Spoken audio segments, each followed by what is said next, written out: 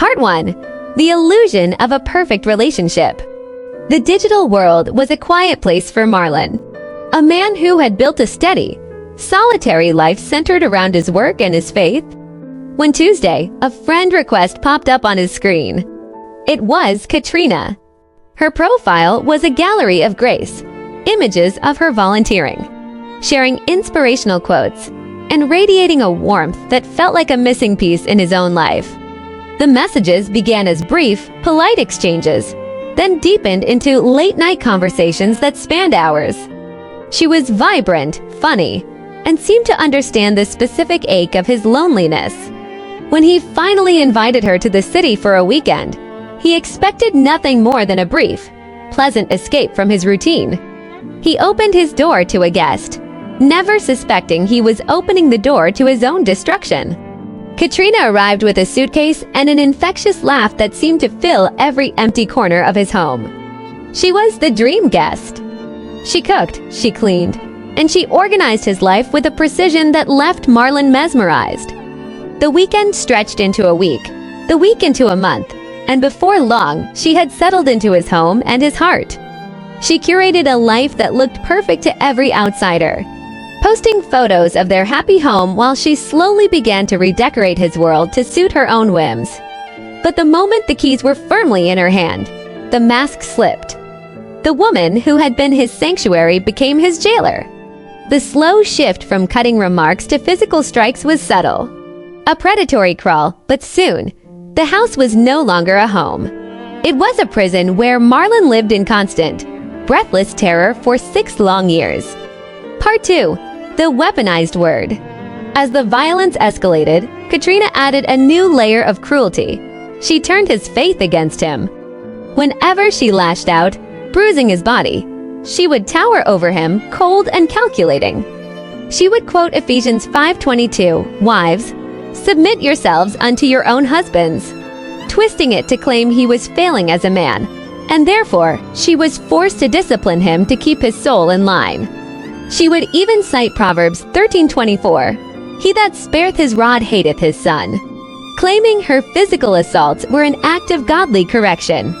Marlon grew silent, terrified that any plea for help would only result in a worse beating behind closed doors. Even when neighbors knocked, smelling the tension or seeing the bruises, Marlon would turn them away, his heart hammering in his chest, paralyzed by the fear of what Katrina would do to him the moment they left. She had systematically poisoned the community, spinning a web of lies that painted him as the monster and herself as the long-suffering saint. He was a man fading away, trapped in a house where the walls heard everything but spoke nothing.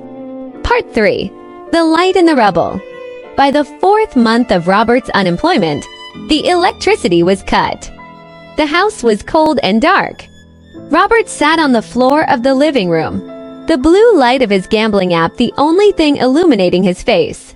He had just lost the last $200 they had. He felt like a shell of a man, a failure to his wife and a stranger to his God. That night, a heavy, supernatural exhaustion took him. He fell into a dream that felt more real than his waking life. He was standing in the center of Faith Chapel, but the walls were made of crystal, and a light brighter than the sun filled the room. He looked down and saw his hands were stained black with oil. A voice like the sound of many waters spoke to him. "Robert, you have traded your birthright for a bottle and a digital lie." Jeremiah 2:13 says, "My people have committed to sins. They have forsaken me, the spring of living water, and have dug their own cisterns, broken cisterns that cannot hold water. You judged Lisa for a sin you have now mastered. Why do you look for life among the dead? Go back to the place where I first called your name." Robert woke up gasping, his face wet with tears. The pride that had kept him away from church for months vanished. He realized he was the one with the plank in his eye, just as Matthew 7:3 warned. He told Deborah to get up and get Maya because they were going back to Faith Chapel. He didn't care about the rumors or the gossip. He was dying in that house, and they needed to go home. Part 4. Reclaiming the truth. When she finally left, the silence in the house was heavy, but it was finally his. Elias, a friend and counselor from church, arrived shortly after. He didn't offer pity. He offered the truth. He opened his Bible to Psalm 82:4, rescue the weak and the needy. Deliver them from the hand of the wicked. He looked Marlon in the eye, reminding him that 2 Timothy 1-7 promises that God has not given us a spirit of fear, but of power and of love and of a sound mind. In that moment, the fog cleared. Marlon realized that his silence hadn't been submission. It had been a trap. Protecting his own life and seeking help was an act of wisdom. Just as Proverbs 22:3 says, "The prudent see danger and take refuge." That Sunday, Marlon walked back into the church. He didn't hide. He stood at the front and told his story, not to beg for forgiveness, but to show others that no one, regardless of gender, should ever endure the shadow of abuse. He was no longer the victim of Katrina's lies as a manipulative trap. He was the author of his own freedom. He stood as a beacon, a living reminder that the truth is the only key that unlocks the prison door. Key takeaways for healing. Choose your freedom. Real healing requires a safe place.